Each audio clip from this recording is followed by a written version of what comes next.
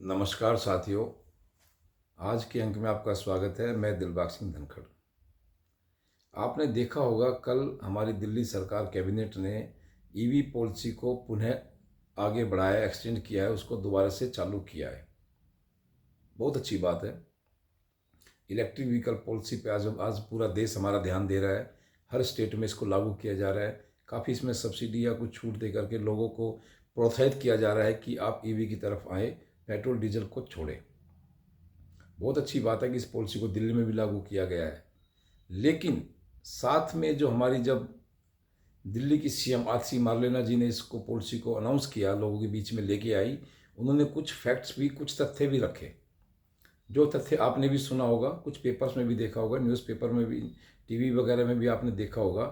लेकिन उसकी उन्होंने जो कुछ फैक्ट्स रखे हैं उनके साथ आप थोड़ा उसकी तथ्य की विवेचना करेंगे तो थोड़ा विश्लेषण करेंगे तो आप देखेंगे कि जो आतिशी जी ने जो कुछ तथ्य रखे हैं वो बहुत ही गलत तरीके से रखे हैं और मैं उनको सही भी नहीं मानता और ना ही उनको इस तरह से बात करने का कोई औचित्य बनता था।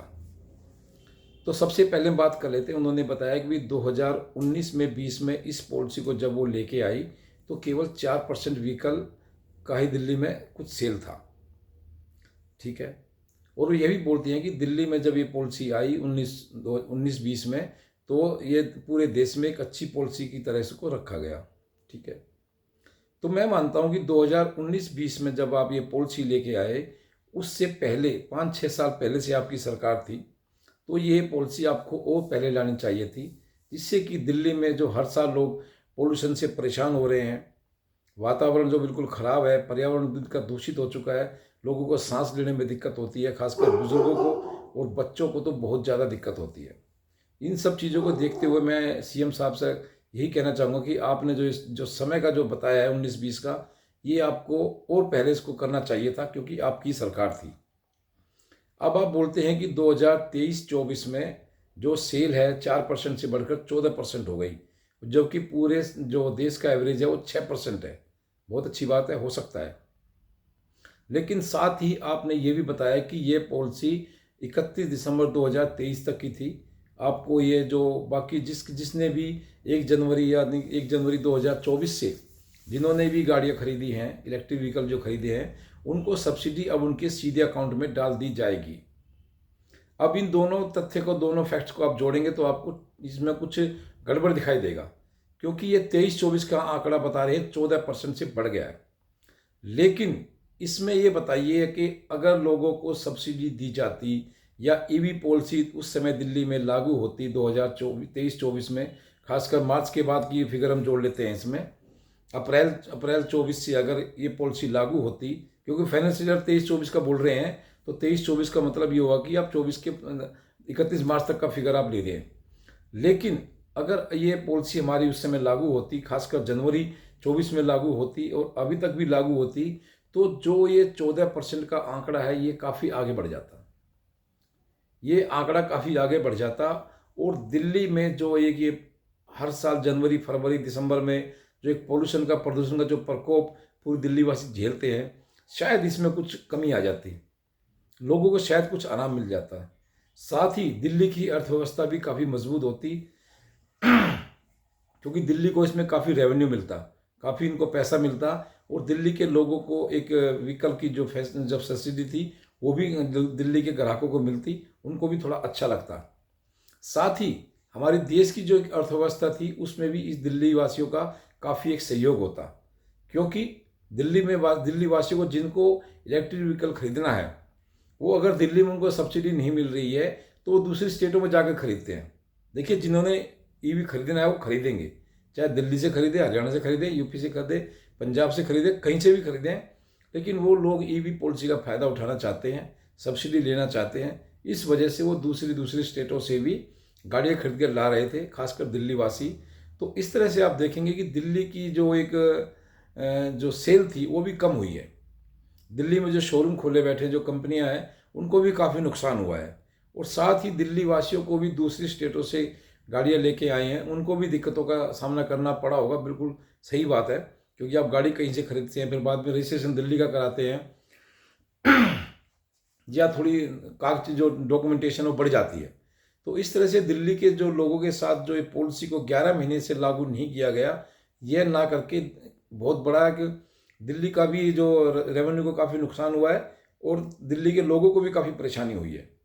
इस तरह से देखते हैं कि जो दिल्ली सरकार की जो पॉलिसी थी, ये जो 11 महीने जो लेट की है, इसकी कोई इन्होंने खास वजह भी नहीं बताई।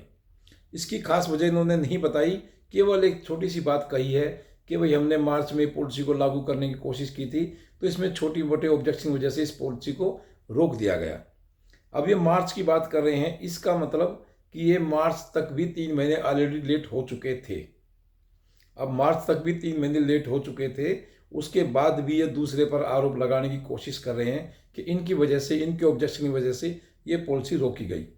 साथ ही वो यह भी कह रही हैं दिल्ली की सीएम कि अरविंद केजरीवाल जी को जेल में डाल दिया, जिसकी वजह से भी पॉलिसी लेट हुई। अब आप अंदाज़ा लगा सकते हैं कि जेल से तो उनको बाहर भी निकाला गया था प्रचार के लिए, और ये चाहते तो उससे पहले भी इस पॉलिसी को लागू कर सकते थे। और मेरा तो कहना ये है कि इस पॉलिसी को इन्होंने केवल रिन्यू किया है, एक्सटेंड किया है, तो ये दिसंबर 2023 में भी इसको कर सकते थे, जनवरी 24 में भी कर सकते थे, फरवरी 24 में भी कर सकते थे, लेकिन इसको इन्होंने रिन्यू ना करके इसको एक राजनीतिक मुद्दा बना के रख दिया, जिससे कि दिल्ली वासियों को काफ़ी दिक्कतों का सामना करना पड़ा और लोगों को काफ़ी परेशानी उठानी पड़ी।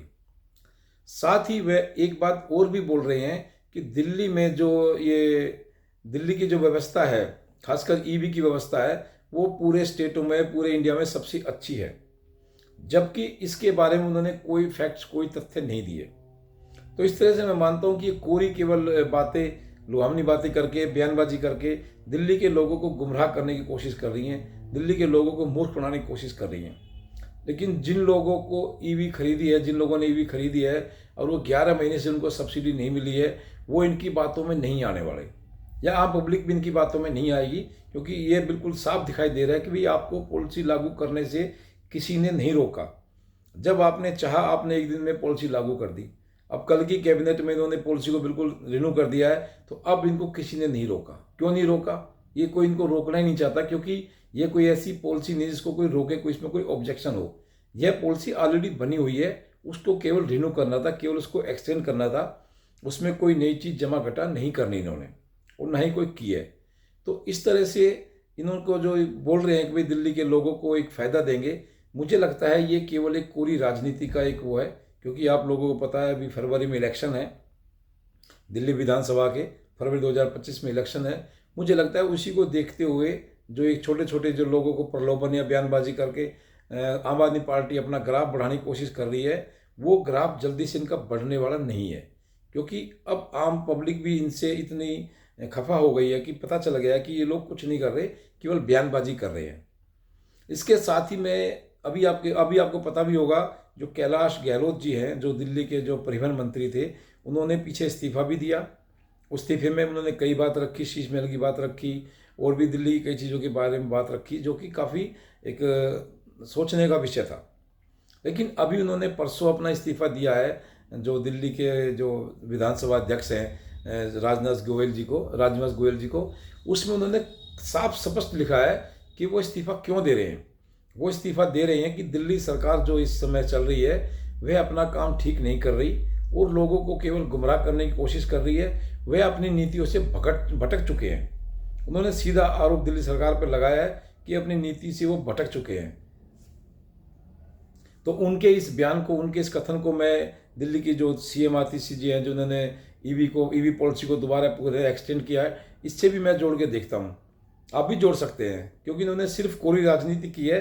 अगर वह चाहती तो इस पॉलिसी को काफ़ी पहले लागू कर देती और दिल्ली के लोगों को एक प्रोत्साहित किया जाता कि भाई आप इलेक्ट्रिक व्हीकल खरीदें, और जिन लोगों को सब्सिडी मान ले 8-10 महीने पहले मिल जाती है, समय पर मिल जाती, उन लोगों को फ़ायदा भी होता और अच्छा भी लगता। अब उन लोगों से अकाउंट डिटेल ली जा रही है, बोल रहे आपके अकाउंट में सीधा पैसा डाला जाएगा। ठीक है, आप डालिए, अच्छी बात है, लेकिन इस तरह से पब्लिक के साथ खिलवाड़ ना करके जो आपने पॉलिसी लागू करनी है उसको लागू किया जाना चाहिए तुरंत। तो जो कैलाश गहलोत जी ने जो इस्तीफा दिया उसमें इन बातों को रखा है, उनकी इस बात का खंडन किसी ने भी आम आदमी पार्टी की तरफ से नहीं किया गया। ये भी बड़ी सोचने की बात है, क्योंकि आम आदमी पार्टी की तरफ से केवल संजय जी कुछ बोले, बाकी कोई भी नेता, कोई भी उनका कार्यकर्ता कैलाश गहलोत जी की बात के विरोध में कोई नहीं बोला। इससे बिल्कुल साफ स्पष्ट हो गया है कि आम आदमी पार्टी जो दिल्ली में सरकार बैठी है, जिनकी बनी है, वह पब्लिक के साथ एक तरह से बहुत बड़ा खिलवाड़ कर रही है। जो कि मैं खासकर पोल्यूशन के मामले में जरूर कहना चाहूँगा कि अगर वे इस पॉलिसी को लागू पहले कर देती तो शायद दिल्ली में व्हीकल की तादाद और ज़्यादा बढ़ती। अभी 14% है, हो सकता है 28% भी हो जाती, हो सकता है 30% भी हो जाती, क्योंकि लोगों को जहाँ फ़ायदा मिलता है वो लोग उस काम को पहले करते हैं। इसमें दोनों तरह से लोगों को फ़ायदा था, सब्सिडी भी मिलती और साथ में दिल्ली में जो एक पर्यावरण की, प्रदूषण की बहुत बड़ी समस्या है, जिसको कि हर साल आप भुगतते हैं, बच्चे, बड़े बूढ़े, अस्थमा के पेशेंट और काफ़ी लोगों को तो बहुत दिक्कतें होती हैं, जिससे कि कई बार तो आपको पता होगा कि स्कूल भी बंद करने पड़ जाते हैं। अभी भी स्कूल काफ़ी बंद हैं। स्कूलों को ऑप्शन दिया गया है कि आप स्कूल बच्चों को स्कूल बुला भी सकते हैं, ऑनलाइन क्लासेस भी कर सकते हैं, और प्राइमरी स्कूल तो अभी भी बंद हैं। तो इस तरह से अगर दिल्ली सरकार प्रदूषण के बारे में शायद थोड़ी भी चिंतित होती तो मुझे लगता है कि इस ईवी पॉलिसी को बहुत पहले और बहुत अच्छी तरह से इसको लागू करना चाहिए। अदर स्टेटों से ज़्यादा बेनिफिट इसमें देने चाहिए, जिससे कि लोग इस पॉलिसी की तरफ भागें, पॉलिसी की तरफ उत्साहित हों और दिल्ली का पोल्यूशन भी कुछ कम हो। तो आज के अंक में इतना ही। आप इस वीडियो पर बने रहें, लाइक शेयर सब्सक्राइब करें। आपका बहुत बहुत धन्यवाद।